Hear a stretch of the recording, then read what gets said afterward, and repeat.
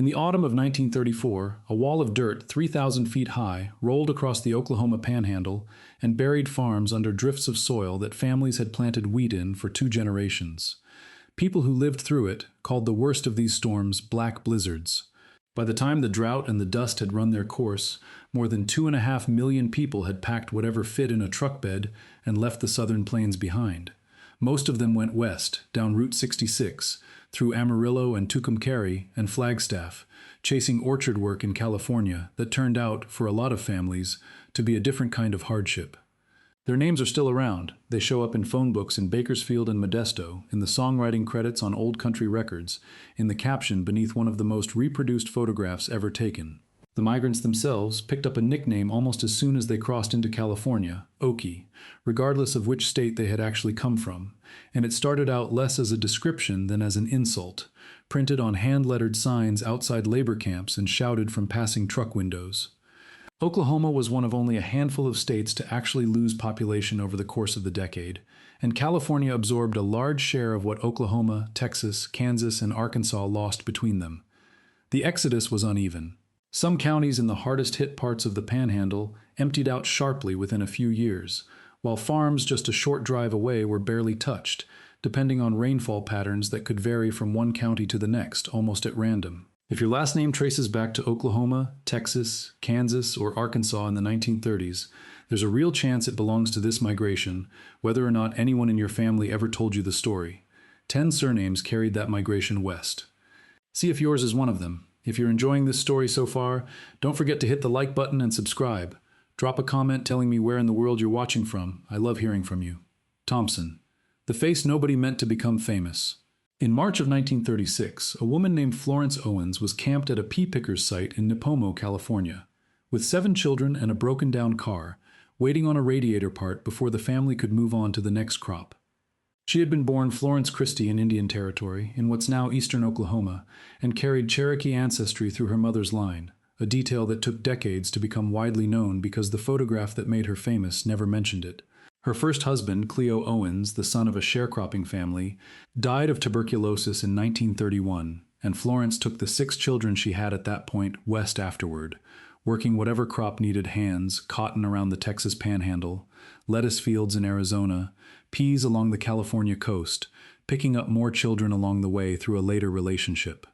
A government photographer named Dorothea Lange pulled off the highway at that Nipomo camp on her way home from an assignment, spent roughly 10 minutes with the family, and shot 6 frames before driving on. The 6th frame ran in the San Francisco News within days under the headline Migrant Mother, and it did something almost no photograph before it had managed. It moved the Resettlement Administration to rush 20,000 pounds of food to that specific camp within a week of publication. Florence herself never earned a cent from the picture, and she spent much of the rest of her life frustrated that an image of her family's hardship had become public property while the hardship itself kept going, cotton fields and cannery lines and small rented houses for another 2 decades before the family finally settled for good near Modesto. She remarried to a hospital administrator named George Thompson, and that surname followed her for the rest of her life, though the woman in the most reproduced photograph in American history is still filed, in a lot of archives and history books, under her earlier married name of Owens rather than Thompson. She died in 1983, and her children spent years afterward correcting the record, insisting the public learn her actual name and her actual story rather than the caption that had circulated unchanged for nearly 50 years. Family members later said Florence herself came to view the photograph as only a small fragment of a much longer story, one that eventually included 10 children in total, raised through cotton camps, cannery seasons, and small rented houses across 3 states, most of which the picture never showed and most viewers never thought to ask about. Her descendants have since worked with the Cherokee Nation to document the family's tribal citizenship more formally, a process that outlived Florence by decades. If your family carries the surname Thompson or Owens and Oklahoma, Cherokee Nation ancestry, or a documented move through Arizona into California sometime in the 1930s shows up anywhere in the paperwork, this is the exact kind of record your name could be sitting on top of. Guthrie, the name that put words to the leaving. Woodrow Wilson Guthrie was born in Okemah, Oklahoma in 1912, and by the time the worst dust storms hit in the middle of the 1930s, his family had already survived more loss than most Oklahoma households saw in a lifetime, a house fire that killed his older sister, a father ruined by failed oil speculation, and a mother whose declining health would later be diagnosed as Huntington's disease, the same illness that would eventually claim Woody himself decades later.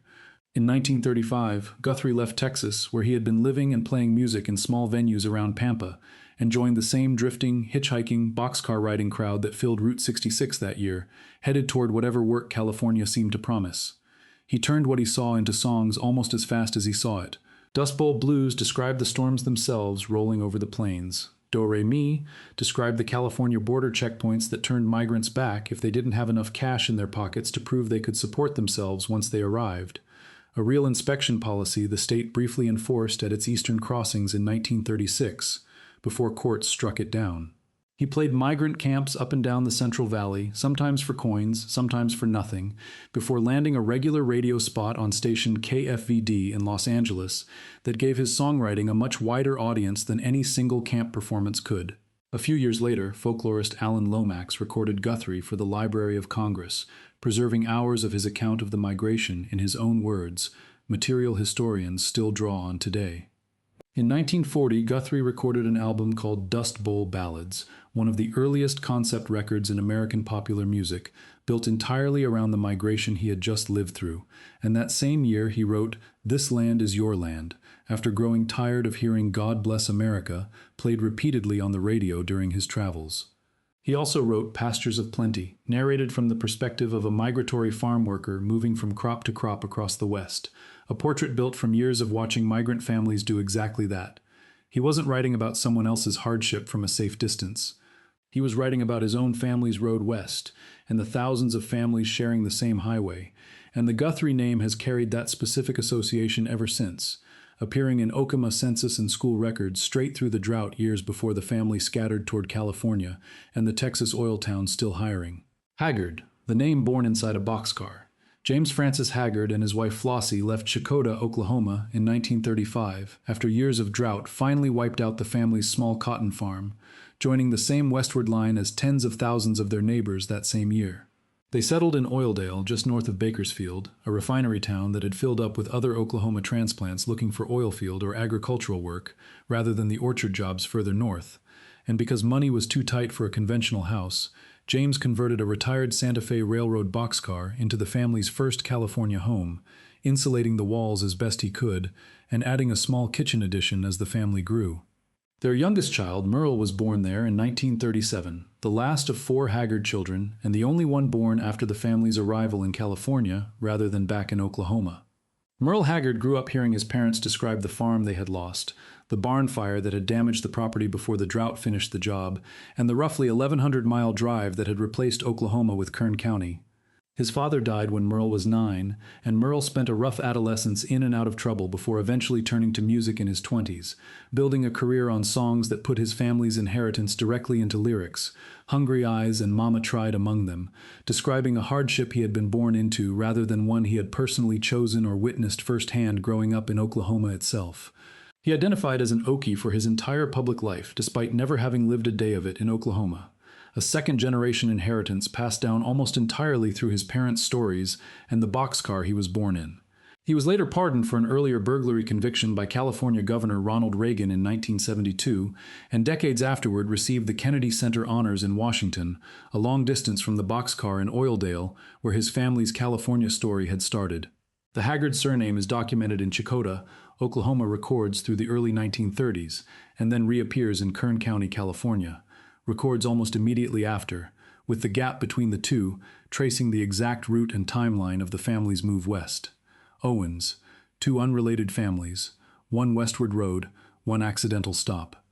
Alvis Edgar Owens Jr. was born in Sherman, Texas in 1929, and in 1937 his family loaded what they owned onto a trailer behind their truck and set out for California, chasing the same crop work pulling nearly every struggling farm family in the region toward the coast that decade. The truck broke down in Mesa, Arizona, before the family ever crossed into California, and rather than pay for repairs they couldn't easily afford and keep driving, the Owens family made the decision to stay in Mesa and start over there instead of finishing the trip they had planned. Alvis, who went by Buck for most of his life, grew up working cotton fields around Mesa, dropping out of school in the ninth grade to help support the family, before eventually making his own way to Bakersfield as an adult in the 1950s.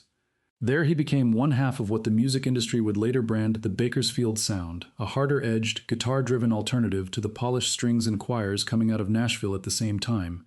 built almost entirely by Oklahoma and Texas transplant families and the children they raised in California. Owens and his Bakersfield neighbor Merle Haggard, whose own family had made a nearly identical drive west 2 years earlier and actually finished it, became the two names most associated with that sound, performing together and separately for decades and turning Bakersfield into a genuine rival to Nashville for a stretch of the 1960s. Owens later co-hosted the television show Hee Haw for nearly 2 decades, carrying that same Bakersfield sound to a national audience every week, and his influence reached even further than country radio, with the Beatles recording a cover of his song Act Naturally in 1965. The surname Owens threads through this migration twice, in ways that have nothing to do with each other, once through Buck's family route out of Sherman, Texas, that stalled in Arizona, and once through Florence Owens Thompson's married name out of Oklahoma that continued all the way to the California coast. Two households with no connection to each other carrying the same last name into two different corners of the same historical event. A coincidence genealogists researching either family need to be careful not to tangle together. Babb, the name the publishers passed over.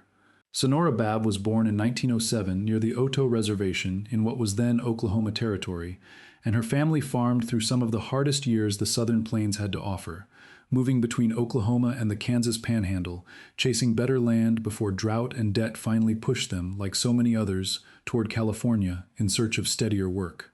In the middle of the 1930s, Babb went to work for the Farm Security Administration, riding into migrant labor camps to interview families directly, recording their dialect, their specific losses, their specific hopes for what California might still offer them, material she used to write a novel called Whose Names Are Unknown, drawn directly from the families she had spent months getting to know inside the camps. Babb was also married for over 2 decades to the Academy Award-winning cinematographer James Wong Howe, a relationship the couple kept largely private for years because California's ban on interracial marriage remained in effect until 1948. She finished the manuscript in 1939 and delivered it to Random House, only to be told that the market for Dust Bowl fiction had just been saturated because John Steinbeck's The Grapes of Wrath had been published that same spring and was already selling in enormous numbers, using field notes drawn in part from the very same Farm Security Administration camp files Babb had spent years helping to compile, notes her own supervisor had reportedly shared with Steinbeck without her knowledge. Her own novel sat unpublished for 65 years before it finally reached print in 2004, by which point Babb was 97 years old and had spent most of her long writing career overshadowed by a book covering nearly identical ground to her own unpublished manuscript. She lived long enough to see it finally reach readers, and died the following year, in 2005, at 98. She spent the decades in between writing short stories, poetry, and journalism that returned again and again to the same Oklahoma and Kansas landscape, even as the larger literary world remained largely unaware of the unpublished novel sitting in her drawer. The Babb surname runs through Oto County farming records and Farm Security Administration camp rosters from the same stretch of years, a documentary trail that outlasted by decades the novel it was originally supposed to support. If you're hooked on this story, make sure to subscribe and turn on notifications so you never miss an upload. Your support means everything and helps me bring you more emotional stories like this one, Collins. The government camp manager Steinbeck wouldn't have found the story without.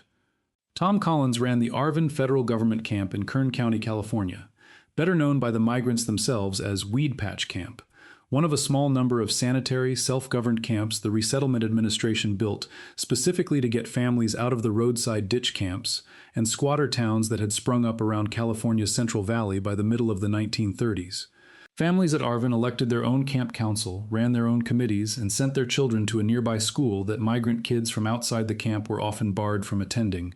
a level of dignity and self-governance that stood in sharp contrast to most of what migrant families experienced elsewhere in the state. Collins kept exhaustive daily reports on the families who passed through Arvin, their health, their work, their children's schooling, their morale, records that read today less like routine bureaucratic paperwork and more like a running census of the entire migration passing through one gate. In 1936, John Steinbeck rode along with Collins for weeks while researching newspaper articles on migrant labor conditions, and the access Collins provided, along with his own detailed camp diaries, fed directly into the novel Steinbeck published 3 years later.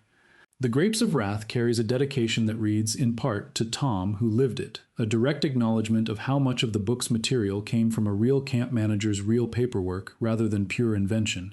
Collins himself wasn't a Dust Bowl refugee. He was federal staff who moved between several camps over the course of his career, but his name is permanently attached to the migration because his records are still one of the most detailed primary sources historians have for what actually happened inside the camps, down to individual family names, arrival dates, and the specific crops they had come to pick that season. Steinbeck later credited Collins directly, describing him as the source of nearly everything factual in his reporting on the camps, and Collins went on to manage several more federal camps across California in the years that followed, carrying the same habit of detailed daily reporting with him to each new posting. Taylor,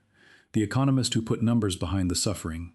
Paul Taylor was a labor economist at the University of California, Berkeley, and starting in 1935, he began documenting farm labor conditions across the state for California's Emergency Relief Administration, traveling to labor camps, orchards, and cotton fields to interview workers directly about wages, housing, sanitation, and health.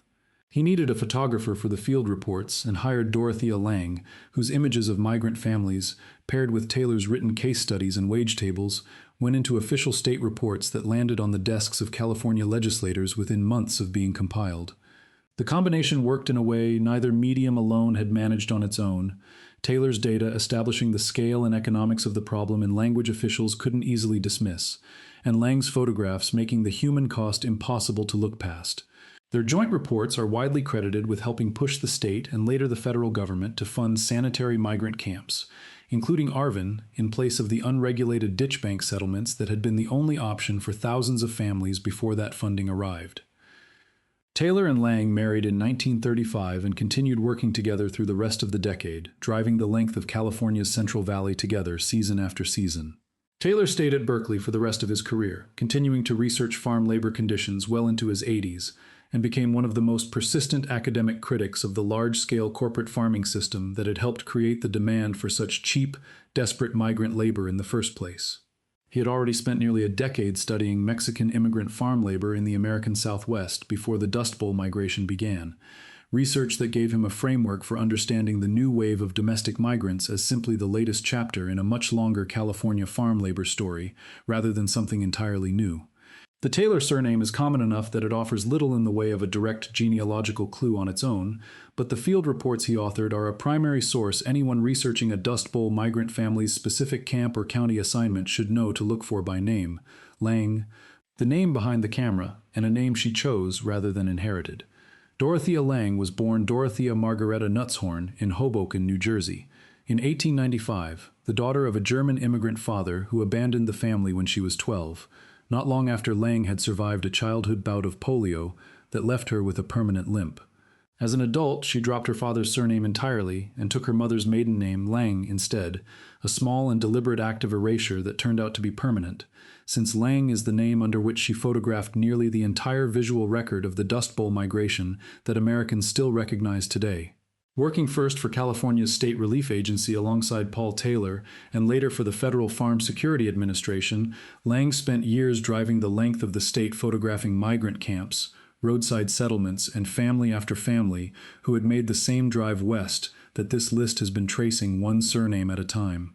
Those images were just a fraction of the more than 100,000 photographs Lange eventually shot for the agency. Between 1935 and 1939, the overwhelming majority of them showing migrant families whose names were never recorded in any caption at all.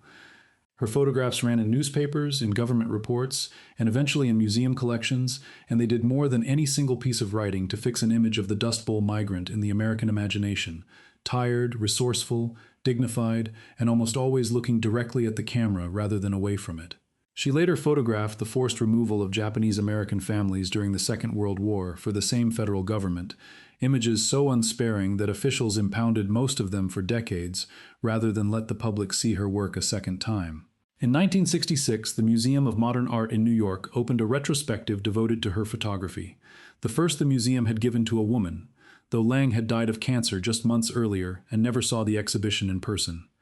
Lange herself wasn't part of the migration she documented in the 1930s, but her chosen surname is now permanently attached to it, filed alongside the very families whose names her camera preserved even when the families themselves went unnamed in the original captions: McWilliams.